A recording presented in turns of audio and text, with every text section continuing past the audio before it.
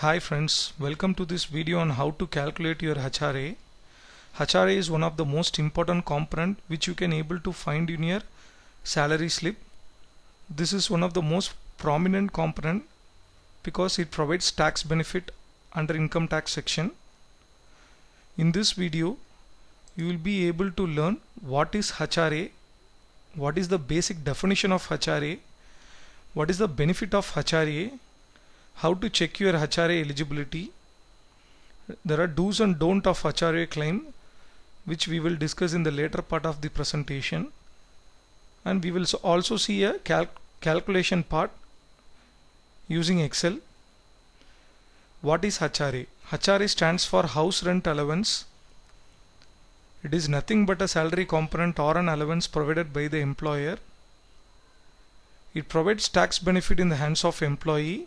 It's subject to certain conditions which we will be discussing in the later part of the presentation. What is the benefit of HRA? It is a cash component of salary package. Hence it is not necessary for employee to claim this benefit. It comes as a default part of the salary. It allows an employer to bear the rent cost of its own employee. It provides tax benefit under section 1013A in the hands of employee.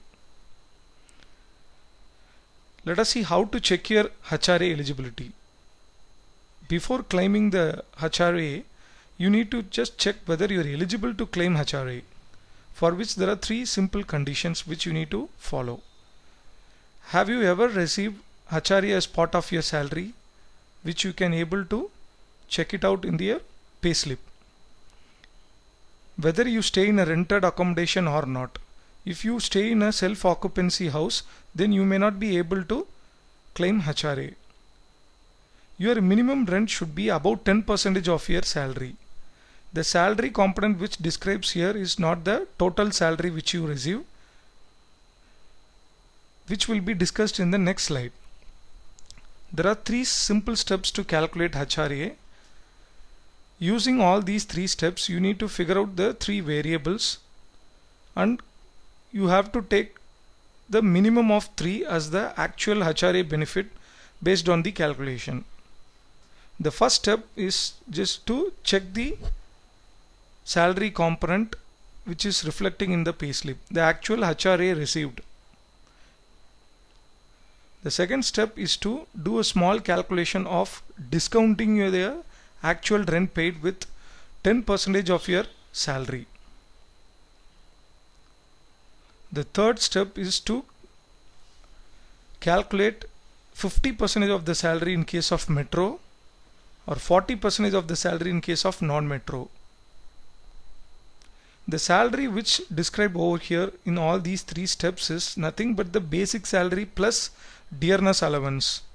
Dearness allowance basically is for only government employees. Hence you need to consider only the basic salary if you are a private employee. After doing the computation, you need to calculate the minimum of 3, which is the actual benefit you can enjoy under this section. There are some do's and don'ts which you need to adhere while claiming HRA. Some of the do's are: you can claim HRA if you are salaried individual under section 1013A.